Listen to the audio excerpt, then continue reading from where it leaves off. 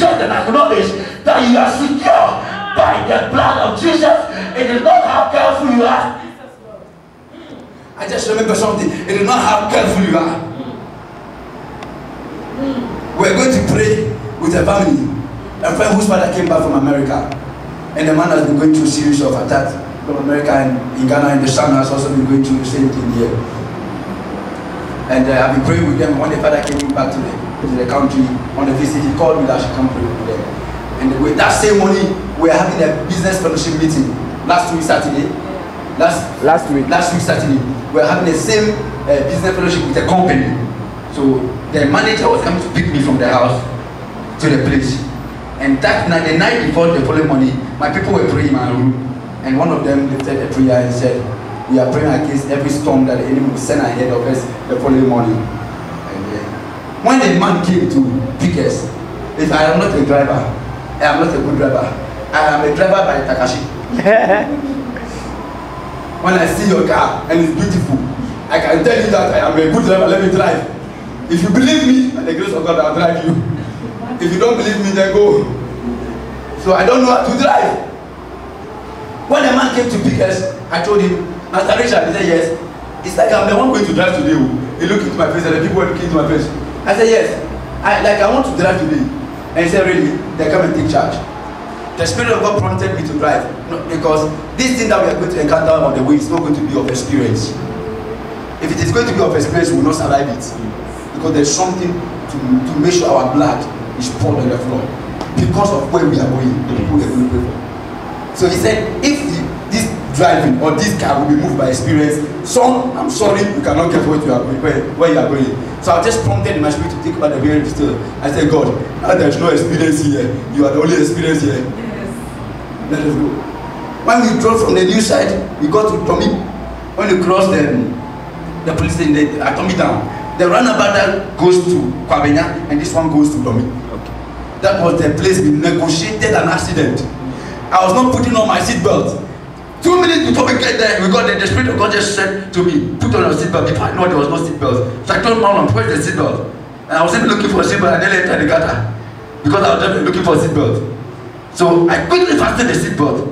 2 minutes, then 10 minutes when we got to the runabout. That was when our car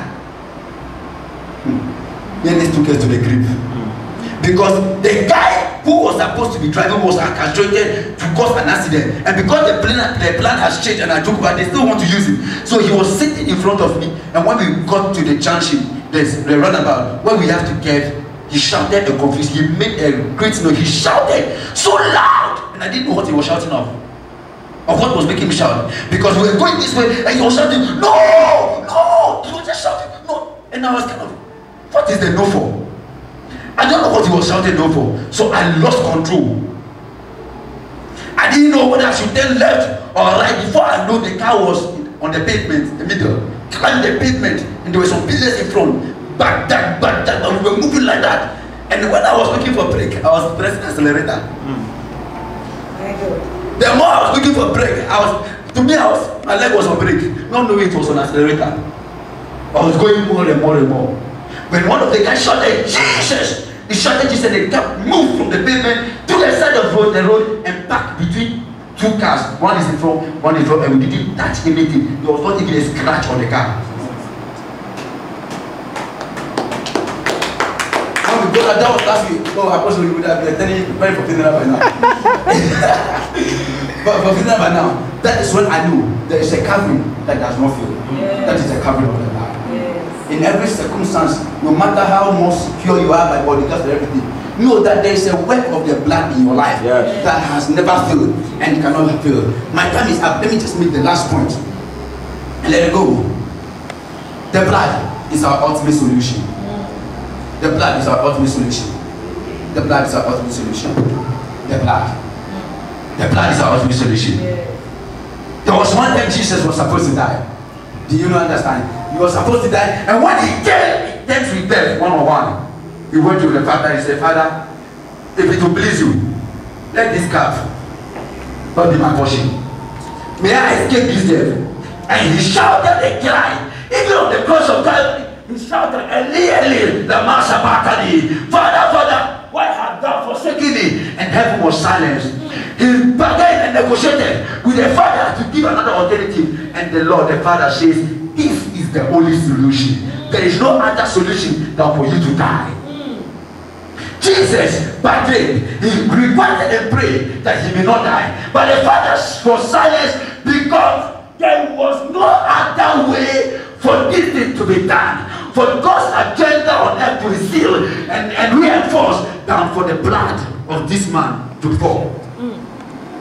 Jesus, the blood of Jesus, is your ultimate solution. Amen. There is no other solution than the blood of Jesus. Yes. If you have ever tried every solution, if you have ever tried every way, you've ever tried every method, all the strategies has failed, there is only one ultimate solution. God told son, you cannot escape it, because this is the only solution. This is the ultimate solution. There is no other way. This is the final one. If this one is not done, there is no alternative. If the blood of Jesus is not able to keep you, it's not able to speak for you, it's not able to defend you, brother, sister, mother, father, if the blood of Jesus is not able to speak for you, then there is no other way for you. No stone, no tree, no God, no virtue, no enchantment can save you, because there is only one solution. That ultimate solution, the final solution. When every method fails, there is only one solution that still works for you, and that is the blood of Jesus.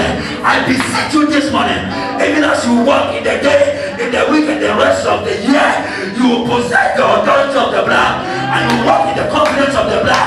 You will walk in the mandate of the blood. You will not be intimidated. You cannot be restricted. I beseech you this morning that you have an ultimate solution, and that is the blood of Jesus that can never fail. If you are here, get up on your feet. Come on, shepherd. Get up on your feet. Let us see it. The ultimate solution. The ultimate solution. The ultimate solution. If there is everything has failed. The blood will not fail. The blood will not fail. It has never failed. Never failed me yet. Jesus Christ has never failed me yet. That's one thing I know. Everywhere I go, Jesus Christ has never failed me. My voice, my God, Daddy, we thank you. We give you glory. We bless you. God bless you. God be with you.